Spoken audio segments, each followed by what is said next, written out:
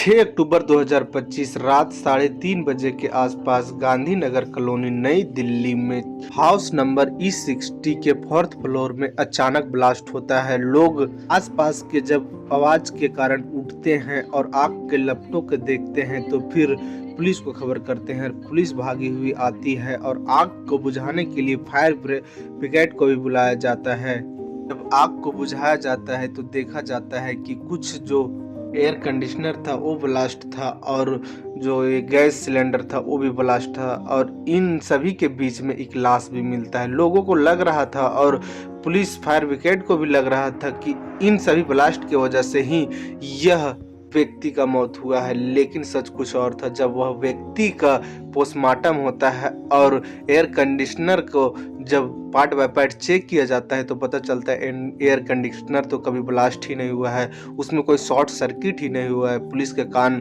खड़े होते हैं और पुलिस जब सीसीटीवी कैमरा को खंगालने लगती है तो पता चलता है कि कुछ लोग इस घर में आए थे और उसी दिन इस तरह से ब्लास्ट हुआ है। कहानी को पूरा सुनने के लिए वीडियो पर बने रहे। हाँ तो नमस्कार, आप देख रहे हैं द रियल क्राइम और मैं आपके साथ रंजीत गुप्ता। अगर हमारा मेहनत पसंद आए तो वीडियो को लाइक करें, चैनल को सब्सक्राइब करें। नई दिल्ली के गांधीनगर कॉलोनी में हाउस नंबर E60 में चौथा फ्लोर पर रामकृष्ण मीना रहा करता था। 6 अक्टूबर 2025 का दिन था। करीबन 3:30 बजे का वक्त था रात का और अचानक से ब्लास्ट होता है। आसपास के लोग उठते हैं तो देखते हैं कि फोर्थ फ्लोर में कुछ ब्लास्ट हुआ है और आग का लपटा जो है वह खिड़की से बाहर आ रहा है और आग पूरा फ्लोर में लग चुका है। तो फायर ब्रिगेड को इन्फॉर्म किया जाता है, पुलिस को इन्फॉर्म किया जाता है। सभी लोग आते हैं और आग पे जब काबू पाते हैं तो अंदर देखते हैं कि गैस सिलेंडर ब्लास्ट किया हुआ है और एयर कंडीशनर वहीं था, वह भी जला हुआ है और वहीं एक बॉडी मिलता है जो कि रामकृष्ण मीना का होता है।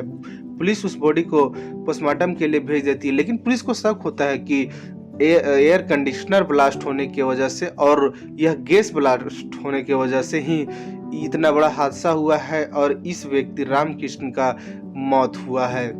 लेकिन जब इसका स्पेशल जांच के लिए लोग आते हैं तो देखते हैं कि एयर कंडीशनर तो ब्लास्ट ही नहीं हुआ, उसमें शॉर्ट सर्किट लगा ही नहीं है और जो गैस सिलेंडर था वह किचन के जगह में जहां उस व्यक्ति का लाश मिला था वहां था, जबकि एक गैस सिलेंडर का जगह किचन में होता है। पुलिस को यहाँ से शक होना चालू होता है। जब पोस्टमार्टम रिपोर्ट आता है तो पुलिस को और भी शक गहरा हो जाता है, इसलिए कि जब पोस्टमार्टम रिपोर्ट आता है तो उसमें साफ लिखा हुआ था कि यह व्यक्ति के मरने से पहले ये आग लगा हुआ है, इसलिए कि यह मरने के दौरान अगर आग लगा रहता तो फेफड़ा लंग्स में धुआं का अंश जरूर गया होता, लेकिन वह व्यक्ति के लंग्स में जरा सा भी धुआं का अंश नहीं मिलता है। पुलिस को यहाँ पूरी शक हो जाता है कि यह एक एक्सीडेंटल डेथ नहीं है, बल्कि यह कोई साजिश है और कोई व्यक्ति इसको मारा है। फिर पुलिस उस एरिया में जितना भी सीसीटीवी कैमरा लगा हुआ था सभी को खंगालना जब चालू करती है तो पता चलता है 3 व्यक्ति करीबन 11-12 बजे के आसपास इस फ्लैट में आते हैं और 2 बज के कुछ मिनट में तीनों व्यक्ति इस फ्लैट से फिर निकलते हैं और उसके निकलने के बाद ही यहाँ पर आग लगता है और ब्लास्ट होता है। फिर लोग में अफरा तफरी मचती है। पुलिस फिर सीसीटीवी कैमरा के माध्यम से वह पता करती है कि यह जो लोग थे वह कौन थे, लेकिन इन तीनों लोगों के चेहरे पे मास्क लगा हुआ था।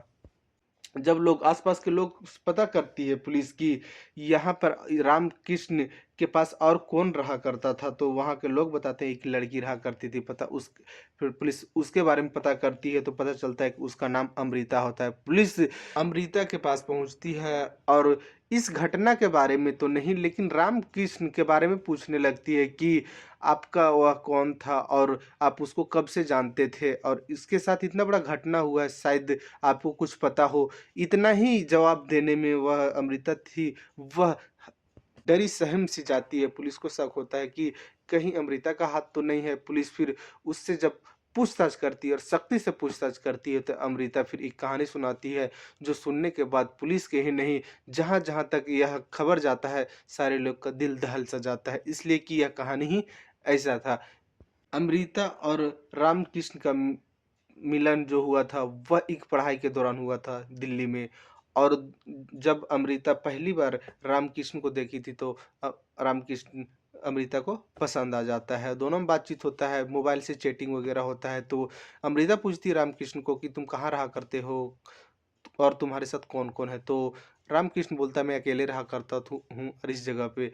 एक दिन जाती है अमृता तो उसका जो फ्लैट था वो काफ़ी ज़्यादा पसंद आता है। अमृता बोलती है मैं यहीं रह के तैयारी कर लेता हूँ। अमृता वहीं रहने लगती है, लिविंग में दोनों रहने लगते हैं, प्यार हो जाता है और दोनों आपस में कई बार संबंध भी बनाते हैं, यानी कि साथ में ही रहना था। एक दिन अचानक अमृता जो थी वह रामकृष्ण से बोलती है कि मैं तुमसे ब्रेकअप करता हूँ, मैं तुम्हें छोड़ के जा रहा हूँ। रामकृष्ण जानना चाहता है कि तुम्हें क्या हो गया है? तुम इतना दिन से मेरे साथ में थी और अचानक आज क्या हो गया है?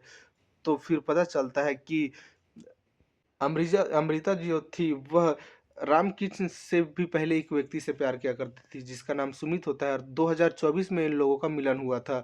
लेकिन अचानक कोई घटना के वजह से ये जो सुमित था वह कहीं गायब हो जाता है, जिस वजह से फिर जो अमृता थी वह पढ़ने के लिए दिल्ली आ जाती है।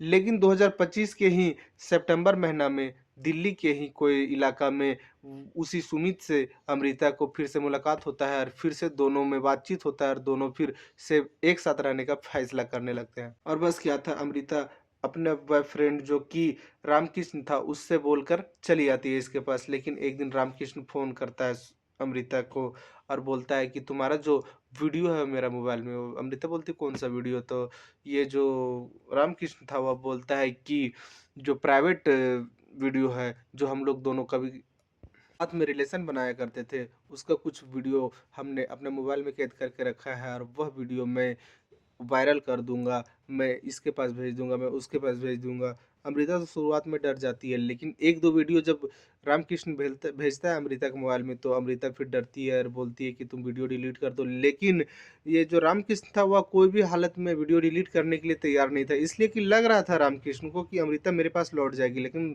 ऐसा था नहीं। अमृता थी वह दूसरा किस्म की लड़की थी।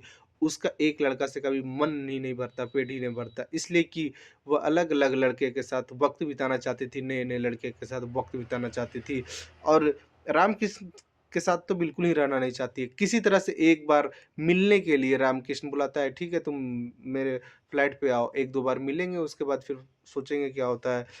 1-2 बार अमृता आती भी है रामकृष्ण के फ्लैट में, लेकिन बहुत ज़्यादा कोशिश करता है रामकृष्ण कि मैं अमृता के साथ संबंध बनाऊँ, लेकिन अमृता संबंध नहीं नहीं बनाने देती है। मोबाइल से वीडियो डिलीट कर देती है, लेकिन रामकृष्ण बोलता है कि इतना ही नहीं, ये जो वीडियो है वो मेरा हार्ड डिस्क में भी है। लेकिन हार्ड डिस्क माँगने के बाद भी रामकृष्ण नहीं देता है अमृता को। अमृता को काफ़ी ज़्यादा गुस्सा आता है और अमृता घर पे जाती है और अपना ये जो सुमित पहला वाला बॉयफ्रेंड था उसके साथ एक प्लानिंग बनाती है कि उससे हार्ड डिस्क लेना है, किसी तरह से लेना है। और ये 3 लोग आते हैं एक रात, जो कि 6 अक्टूबर 2025 का रात था और पहले रामकृष्ण को एक पलंग के सहारे बाँधते हैं और इससे पूछते हैं हार्ड डिस्क कहाँ है, लेकिन रामकृष्ण नहीं बताता है। लोगों को गुस्सा आता है, उसके बाद इतना मारते हैं कि रामकृष्ण का मौत हो जाता है और ऐसा एक वहाँ सीन क्रिएट करते हैं ताकि लग सके कि यहाँ एक एयर कंडीशनर या तो फिर गैस ब्लास्ट की वजह से यह मौत हुआ है।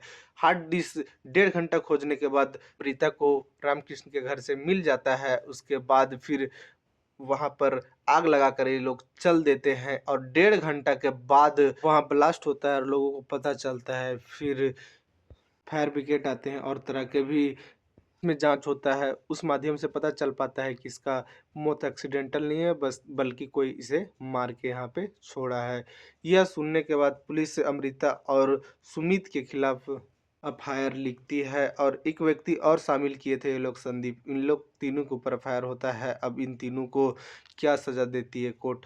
जब रामकृष्ण का हार्ड डिस्क पुलिस चेक करती है अमृता से लेकर, तो पता चलता है कि 18 लड़की के संबंध का वीडियो रामकृष्ण के मोबाइल में मिलता है।